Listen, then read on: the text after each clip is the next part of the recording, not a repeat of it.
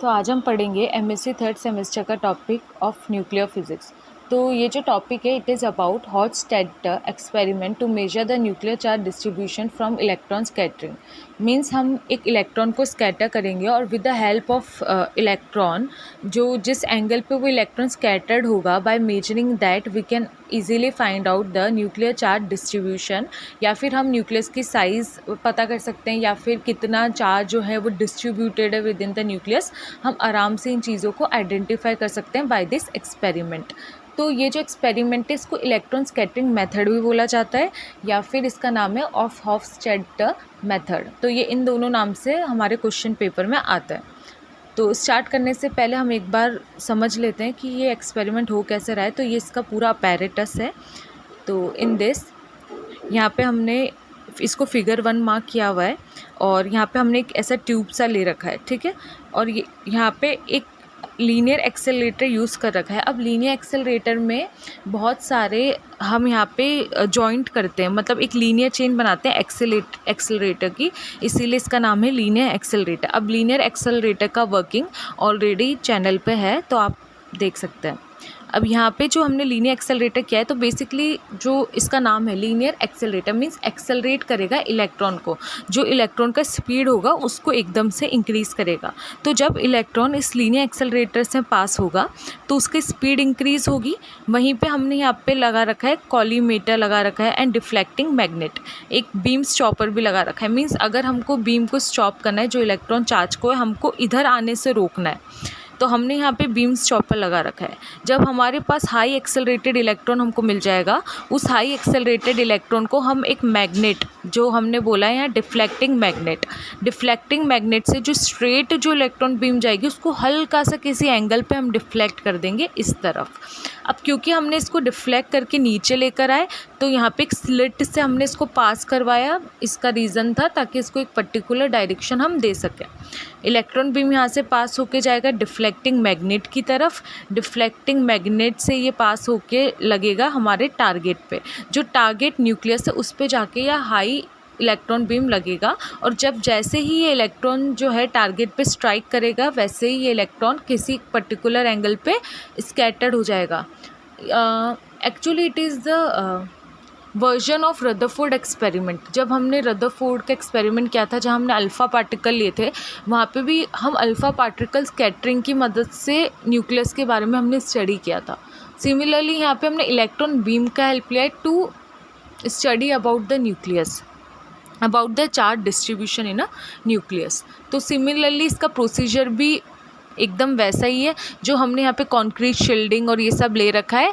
तो इसका रीज़न ये है कि इलेक्ट्रॉन का जो इधर उधर डिफ्लेक्शन होगा इन डिफरेंट डायरेक्शंस उसको रोकने के लिए। साथ में यहाँ पे हमने एक स्पेक्ट्रोमीटर लगाया हुआ है। Spectrometer will take the graph, various जो हमको ग्राफ ऑब्टेंड होंगे, जो डिफ्लेक्शंस ऑब्टेंड होंगे, वो सारा स्पेक्ट्रोमीटर की हेल्प से हमको मेजर्ड हो जाएगा और from the basis of it we can study about the scattering and nuclear density. तो ये तो बेसिक ब्रीफ डिस्क्रिप्शन था कि ये प्रोसेस हो कैसे रहा है। I will repeat it once more time. हमने यहाँ लीनियर एक्सेलरेटर यूज़ किया so that we can get the high accelerating electron. जब हाई एनर्जी इलेक्ट्रॉन हमको मिल जाएगा from the high energy electron by using that deflecting magnet, we deflect that high energy electron to a particular angle. After that it passes through the deflecting magnet and strike over the target. While the target is our nucleus, किसी भी चीज़ का हम nucleus ले सकते हैं जैसे oxygen, any element जिसके बारे में हमको स्टडी करना है। And after that all the information will be measured by using the spectrometer. Principle the scattering of high energy electron. तो जो इलेक्ट्रॉन है हमको उसका बेसिकली जो एनर्जी है वो 100 मेगा इलेक्ट्रॉन वोल्ट से ज़्यादा का लेना है। From nucleus has provided important information about the size of nucleus.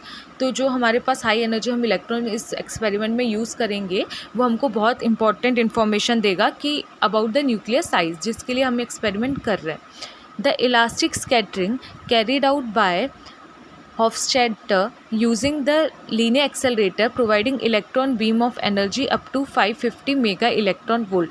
तो जो हमने यहाँ पे लीनियर एक्सेलरेटर लिया है वो up to 550 mega electron volt तक का हमको एनर्जी प्रोवाइड कर देता है ऑफ इलेक्ट्रॉन। नेक्स्ट हम बात करते हैं वर्किंग की, और यहाँ पे हमने कंस्ट्रक्शन नहीं लिखा है। अगर आपको कंस्ट्रक्शन लिखना है तो जो जो हमने चीज़ें यूज़ की है इन द डायग्राम, आप उसी से कंस्ट्रक्शन आराम से लिख सकते हो, because this experiment is quite large. तो हमने एकदम ब्रीफ में इसको डिस्क्राइब किया हुआ है, इसीलिए ज़्यादा डिटेल में नहीं गए। सो वर्किंग में हम देखते हैं the high energy electron beam obtain by linear accelerator which is deflected by using deflecting magnet C, then is pass through slit S to form a collimated beam. तो पहले ही इसका वर्किंग बता चुके हैं, तो हम इसे थोड़ा जल्दी ले लेंगे। The deflecting magnet are direct the electron beam on to the target inside scattering chamber T. The elastically scattered beam of electron is analyse by spectrometer. और जो भी हमें बीम मिलेगी, स्कैटर्ड इलेक्ट्रॉन बीम मिलेगी, उसको हम स्टडी कर लेंगे बाय यूजिंग एन स्पेक्ट्रोमीटर। तो जो रिज़ल्ट हमको स्पेक्ट्रोमीटर से मिला फिगर 2, तो हमने वो रिज़ल्ट यहाँ पे बना लिया। अब रिज़ल्ट में हमने यहाँ पे लिया है डिफरेंशियल क्रॉस सेक्शन, इस तरफ लिया है, और यहाँ पे हमने लिया है स्कैटरिंग। ये डिफरेंशियल क्रॉस सेक्शन को आप डेंसिटी, क्रॉस सेक्शन डेंसिटी भी लिख सकते हो। ओके, चार्ज डेंसिटी बोलो या डिफरेंशियल क्रॉस सेक्शन बोलो, इट मीन्स द सेम। यहाँ पे if we talk about a nucleus, तो इसके अंदर हमने जब इसको बनाया तो स्कैटरिंग एंगल, जो डिफ्लेक्शन, हम डिफरेंट एंगल्स पे जो स्कैटर्ड हो रहे हैं हमारे इलेक्ट्रॉन बीम, उस बेसिस पे हमने ग्राफ बनाया है। सो आप देख रहे होंगे कि सबसे पहले जितना ज़्यादा हम स्कैटरिंग एंगल बढ़ा रहे हैं हम एक्चुअली, तो उस टाइम पे कहीं ना कहीं डिक्रीज़ हो रहा है डिफरेंशियल क्रॉस सेक्शन दोनों ही ग्राफ में। एक पॉइंट हमको मिला है जो पॉइंट ऑफ मिनिमा है, जिसको हमने ए से मार्क किया है 50, एट अबाउट एंगल 50 पे हमको कहीं ना कहीं जाके ऑब्टेन्ड हुआ। ये सारा एक्सपेरिमेंटल था, तो इसको आप डायरेक्ट ही बनाओगे। तो एक बार स्टडी करते हैं अबाउट इट। तो पहला जो पॉइंट है उसमें दे रखा है in general scattering cross section decrease with increase in scattering angle. देखो आप जैसे जैसे स्कैटरिंग एंगल बढ़ा रहे हो, कहीं ना कहीं डिफरेंशियल क्रॉस सेक्शन आपका डिक्रीज हो रहा है। 2 पे देखना, about 50 degree angle the scattering cross section increase with increase in scattering angle. तो 50 डिग्री क्रॉस सेक्शन कंप्लीट होने के बाद आप देखोगे कि जो स्कैटरिंग क्रॉस सेक्शन है वो इंक्रीज में जा रहा है विद द स्कैटरिंग एंगल। अब ये चीज़ें क्यों हो रही है, इसका आगे हम देखेंगे।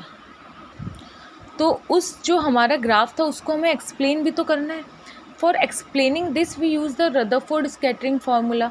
जो रदरफोर्ड स्कैटरिंग फार्मूला था वो कहीं ना कहीं ये था कि number of particle scattered proportional होगा 1/sin⁴ θ/2 के। थीटा स्कैटरिंग एंगल है, तो इस रिलेशन से भी तो हम ये बात बोल सकते हैं कि जैसे थीटा बढ़ेगा वैसे ही कहीं ना कहीं number of particle scatter decrease होंगे। तो जब हम अपने एक्सपेरिमेंट में डिफरेंशियल क्रॉस सेक्शन की बात कर रहे थे, तो वो डिफरेंशियल क्रॉस सेक्शन कहीं ना कहीं डायरेक्टली प्रोपोर्शनल है ना नंबर ऑफ पार्टिकल स्कैटर्ड के। ओके, तो to understand let's consider the diffraction of wave from circular aperture. अब क्योंकि हमको इसको स्टडी करना है, तो हम एक्चुअली मान लेते हैं कि कि हमारे पास कोई सर्कुलर अपेरेचर है। क्योंकि हम यहाँ न्यूक्लियस की बात करें तो इन जनरल हम न्यूक्लियस को एक सर्कल की तरह मानते हैं। तो अगर हमारे पास कोई सर्कुलर अपेरेचर है और वहाँ पे हमारे पास कोई इंसिडेंट वेव है और वो डिफ्रैक्ट हो रही है एट एन एंगल थीटा, तो इन जनरल केस में जो हमने इसको ऑब्टेन किया था ये वो था sin θ equals to 1.22 λ/d diameter. ये हमने सारी चीज़ें डायरेक्ट इसीलिए लिखी हुई because this experiment is too large, और हम नहीं बता सकते कि हमारे पास ये पर्टिकुलर जो चीज़ें आ रही है वो विद डिफरेंट एक्सपेरिमेंट्स आ रही हैं। जो डिफरेंट एक्सपेरिमेंट्स हुए थे ऑन न्यूक्लियस, तो उस टाइम पे जो चीज़ें हमको ऑब्टेन्ड हुई थी, तो हमने वो डायरेक्ट वैल्यूज़ यहाँ पे लिखी हैं ताकि हम इसको आराम से डिफ़ाइन कर सकें। तो इसके बेसिस पे जो हमने ग्राफ बनाया था वो कुछ ऐसा दिख रहा था। यहाँ पे नंबर ऑफ़ फोटोन्स लिखा था, यहाँ पे हमने स्कैटरिंग एंगल दिया था। तो एक हाई पीक हमको मिला था एकदम, नंबर ऑफ़ फोटोन्स हाईएस्ट, और उसके बाद कहीं ना कहीं हमने इसको डिक्रीज़ होते हुए देखा था। अब ये जो ग्राफ है वो जो हमने पहला वाला ग्राफ पढ़ा था, कहीं ना कहीं ये सेम उसके जैसा भी तो लग रहा है। ये ग्राफ भी कहीं ऐसा ही है कि एक जगह पे हमको हाईएस्ट पीक मिल रहा है, फिर ये कम हो रहा है, फिर ये ऐसा। तो similar this type of graph, तो कहीं ना कहीं हम बोल सकते हैं कि दोनों ग्राफ ऑलमोस्ट सिमिलर है, क्योंकि दोनों ग्राफ बात न्यूक्लियस की तो कर रहे हैं। हाँ, डिफरेंट एक्सपेरिमेंट्स हुए, डिफरेंट रिजल्ट्स हमको ऑब्टेन्ड हुए, डिफरेंट रिजल्ट से हमने डिफरेंट कंक्लूजन्स बनाए, पर कहीं ना कहीं ये आपस में कहीं ना कहीं सिमिलर तो हैं।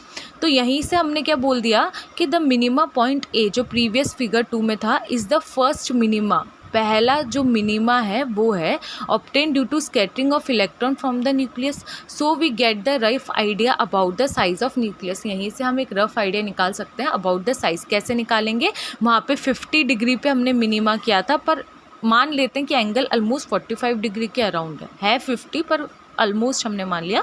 यहाँ से जब हम डायमीटर निकालेंगे तो 1.22 लैम्डा यानी वेवलेंथ अपॉन साइन 45 आएगा, और अराउंड ये हमको 5 फर्मी के अराउंड मिलेगा, जो डायमीटर ऑफ ऑक्सीजन होता है, ऑक्सीजन जो एटम होता है उसके अराउंड हमको यहाँ डायमीटर मिल रहा है।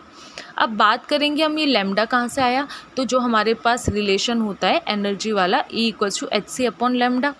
यहाँ से हमें पता है एनर्जी हम कितना दे रहे हैं, ये तो हमारे ऊपर है ना कि हम कितना एनर्जी का इलेक्ट्रॉन एक्सेलरेट करवा रहे हैं।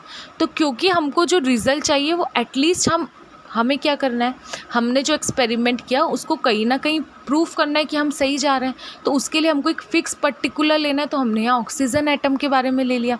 तो उसके लिए जो पर्टिकुलर, जब हमें पता है ऑक्सीजन एटम का डायमीटर 5 फर्मी के अराउंड है, तो उसके लिए कितना एनर्जी हमको चाहिए हमने यहाँ लिख लिया। और मीन्स हमने यहाँ Hc का वैल्यू तो हमें पता है कॉन्स्टेंट रहता है 6.63 10 की पावर -34 इंटू 3 इंटू 10 की पावर 8, और मेगा इलेक्ट्रॉन वोल्ट के लिए क्या किया 10 की पावर -6 इंटू 1.6 10 की पावर -19, ये सारा वैल्यू रखा तो हमको मिलेगा 1240 mega electron volt Fermi. Divide energy, जो फिक्स्ड एनर्जी हमने दी है किसको, इलेक्ट्रॉन बीम को दिए, जो बाद में जाके स्कैटर्ड हुआ, तो वो दिया है 420 मेगा इलेक्ट्रॉन वोल्ट, जो अराउंड 3 फर्मी आया, जो हमने यहाँ पे यूज़ किया।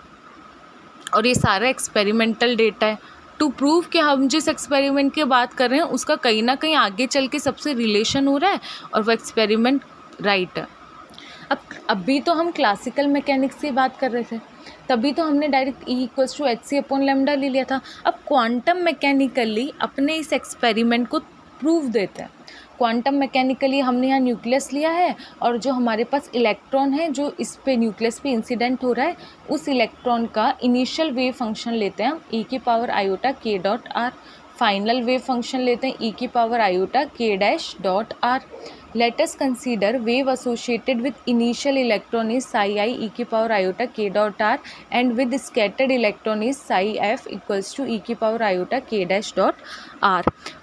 ये हमने यहाँ नॉर्मल डायग्राम बना लिया। अगर हमारे पास दो चार्जेस है Q1 Q2, तो ये हमने ये बना लिया ताकि हम यहाँ पे क्या निकाल सकें, इंट्रैक्शन एनर्जी को निकाल सकें। तो जनरल जो इंट्रैक्शन एनर्जी का फॉर्मूला होता है वो होता है K(Q1 Q2 अपॉन R) और मोड ऑफ R। ओके, तो अब यहाँ पे हमें चार्जेस ध्यान रखना है। एक तो हम इलेक्ट्रॉन ले रहे हैं, एक न्यूक्लियस ले रहे हैं, और न्यूक्लियस में भी जनरली हम पॉजिटिव चार्ज की बात कर रहे हैं। तो पॉजिटिव चार्ज, अब हम एक चीज़ जानते हैं कि जो हमारे पास, अब हमें नहीं पता ना, हमें क्या निकालना है, हमें बताना है कि जो हमारे पास ये न्यूक्लियस होगा इसकी चार्ज डिस्ट्रीब्यूशन क्या होगा। अब चार्ज डिस्ट्रीब्यूशन तो हमको फाइंड आउट ही करना है। तो charge distribution will be charge upon volume, यानी कि हम यहाँ पे टो लिख सकते हैं। तो चार्ज को हम यहाँ पे चार्ज डेंसिटी और टो भी लिख सकते हैं, पर क्योंकि हमको स्पेसिफिकली चार्ज नहीं पता है कि वो कितना चार्ज डिस्ट्रीब्यूटेड है इन अ न्यूक्लियस, और ना हमारे पास कभी न्यूक्लियस की बाउंड्री है कि कितने बाउंड्री तक चार्ज डिस्ट्रीब्यूटेड है, यही तो हमको फाइंड आउट करना है। इसीलिए हम क्या करेंगे, इसका इंटीग्रेशन की फॉर्म में इसको लिखेंगे, क्योंकि हमें नहीं पता कितने एरिया पे चार्ज डिस्ट्रीब्यूशन है। तो एक जो चार्ज होगा न्यूक्लियस वाला, उसको तो हम लिखेंगे इंटीग्रेशन ρr' अपॉन, यहाँ पे k है, k को हम लिखते हैं 4πε0, और r यहाँ पे कितना है, r minus r', the distance between the two charges. और एक चार्ज न्यूक्लियस है तो दूसरा इलेक्ट्रॉन है, इसलिए -e लिया है।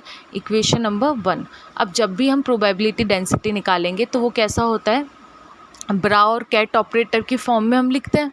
Okay, so bra psi I, और यहाँ पे हमारे इंट्रैक्शन एनर्जी U, और कैट psi f। अब जब हम इसको सॉल्व करेंगे, आई होप आपको ये सॉल्व करना आता होगा क्वांटम में, कि जैसे हमने यहाँ पे क्या लिया, यहाँ पे जब हम ब्रा ऑपरेटर लेते हैं तो यहाँ पे आयोटा की जगह माइनस आयोटा हो जाता है, तो साई आई है तो ये कितना होगा, साई माइनस आयोटा के डॉट आर, और बाद में हमारे पास यू, हम ऐसा का एज इट इज़ यू लिख देंगे, और उसके बाद हमारे पास आएगा ई की पावर आयोटा के डैश डॉट आर, यहाँ से माइनस, एक्चुअली आप यहाँ से एक और लाइन लिख सकते हो, ओके मैं लिख देती हूँ, प्रोबेबली अगर नहीं आ रहा समझ में तो, इंटीग्रेशन। अब यहाँ पे हमारे पास क्या है, ये इंटीग्रेशन जो है वो यू का इंटीग्रेशन है, ये वाला, ठीक है, पर हमें यहाँ साई आई को ब्रा में लिखना है ना, ब्रा में, तो आयोटा की जगह क्या कर दो, माइनस आयोटा, क्या लिखेंगे हम, ई की पावर माइनस आयोटा के डॉट आर, फिर यहाँ पे सेम एज इट इज़ हम यू लिख लेते हैं, rho r dash d two dash into minus e divide by 4 pi epsilon naught r minus r dash. अब यहाँ पे क्या है, कैट साई एफ यानी एज इट इज़ आ जाएगा ई की पावर आयोटा के डैश डॉट आर, ये जो ब्रा ऑपरेटर होता है ऐसा वाला, इस केस में ही हम आयोटा की जगह माइनस आयोटा लिखते हैं, ठीक है। जब इसको ई की पावर को हम ऐड करेंगे तो ये ऐसा दिखेगा, आप देख लो, के डैश माइनस के, और बाकी आयोटा और आर कॉमन। इक्वेशन 3 हमें मिल गया। From the above relation we can obtain charge distribution. अब आप बताओ, जब हम यहाँ प्रोबेबिलिटी डेंसिटी की तो बात कर रहे हैं, तो प्रोबेबिलिटी डेंसिटी का मतलब क्या है कि कितना charge distributed inside the nucleus, क्योंकि हमने इंटरेक्शन एनर्जी भी निकाली विद इन द न्यूक्लियस की, ओके। तो यहाँ से हम क्या बता सकते हैं कि कितना प्रोबेबिलिटी डेंसिटी होगा फ्रॉम दिस रिलेशन। अब बात आती है कि इसको भी सॉल्व करके बताओ, तो इक्वेशन नंबर 3 को हम अगर सॉल्व करेंगे तो हमारा आंसर इतना हमें नहीं लिखना है एग्जाम पॉइंट ऑफ व्यू से। इसको कैसे सॉल्व कर सकते हैं, इसको मैथमेटिकली हम किसी भी मेथड से सॉल्व कर सकते हैं, फूरियर ट्रांसफॉर्मेशन से सॉल्व कर लो, किसी भी से भी सॉल्व कर लो इसको, किसी से भी हम सॉल्व कर सकते हैं इसको। तो अभी यहाँ सॉल्व करके नहीं दिखाएंगे, तो इसको डायरेक्टली हम बता देंगे इसको, proton density distribution inside the nucleus, क्योंकि हमने यहाँ पे जो चार्ज लिया था वो प्रोटॉन के हिसाब से ही लिया था, तो हम यहाँ पे ऑक्सीजन 10 और गोल्ड का हम यहाँ पे जो ग्राफ है हमारे पास, ये हम ग्राफ बना लेंगे, ये रेडियस फर्मी में हम लेंगे। ऑक्सीजन को तो हम पहले भी बता चुके हैं क्लासिकल फॉर्म में भी, तो ग्राफ कुछ हमारे पास ऐसा आया था, 5 फर्मी पे हमको ये मिला था, 16 ऑक्सीजन, ऐसे ही टिन का और ऐसे ही हम गोल्ड का। अब यहाँ पे आप देख रहे होंगे कि इसका मास जो है, मास नंबर है वो 16 है, इसका 118 है और इसका 197, तो कहीं ना कहीं ये जो पीक है, कहाँ पे, चार्ज डिस्ट्रीब्यूशन, चार्ज डेंसिटी का जो पीक है वो डिक्रीज़ होते जा रहा है जैसे मास इंक्रीज़ होते जा रहा है। तो जो चीज़ हमने अभी डायरेक्ट बोली थी वो चीज़ हम कहीं ना कहीं यहाँ पे प्रूफ कर दिया हमने क्वांटम मैकेनिकली। जैसे हम यहाँ पे डायरेक्ट जो स्कैटरिंग का हम डेविएशन दिखा रहे थे और डायरेक्टली हम बोल रहे थे कि ये बढ़ेगा तो ये कम होगा, तो वो चीज़ हमने यहाँ पे कहीं ना कहीं चार्ज डेंसिटी के बारे में बता दिया। यहाँ से हम बोल सकते हैं hence lighter, more lighter the nuclei, more denser near the centre, यानी कि जितना लाइट हमारे पास न्यूक्लियाई रहेगा उतना ही सेंटर की तरफ वो डेंस रहेगा, मीन्स उतना ही डेविएशन वो दिखाएगा। लास्टली हम इसमें बता सकते हैं, we do not have particular boundary for nucleus, so to define the curve we use Woods Saxon function. अब क्योंकि हमारे पास न्यूक्लियस की कोई पर्टिकुलर बाउंड्री तो होती नहीं है कि इतना ही चलेगा, हम सब वो करते हैं, अप्रॉक्स लेते हैं, तो उसके लिए हमने यहाँ पे एक फॉर्मूला दिया था वुड सेक्शन फंक्शन, जो था rho r equals to rho naught और divide by 1 plus exponential r minus capital r divided by a. एक चीज़ हम यहाँ देखेंगे कि ये कैसे दिया हुआ है, rho naught is that maximum charge density, ये जो हाईएस्ट पीक था तो वो है rho naught, okay. Rho naught is nothing but rho maximum, फिर 1 plus exponential r minus r by a. तो अगर हम सेंटर की बात करते हैं तो सेंटर पे जो एंगल 0 होता है और रेडियस भी अराउंड 0 होता है, तो for r equals to r हम निकालेंगे तो rho r equals to rho naught 1 plus e की power 0, it will be rho naught by 2। So here capital r is the distance from the centre of nucleus where rho becomes rho naught by 2। तो जब रो naught by 2 मिलेगा, इस point पे हमारे पास जो R होगा it will be capital R, and A here shows the nuclear core with respect to charge distribution, मतलब जो न्यूक्लियर की बाउंड्री है चार्ज डिस्ट्रीब्यूशन के रिस्पेक्ट में, that shown by R A. तो होप आपको ये वीडियो समझ में आया होगा।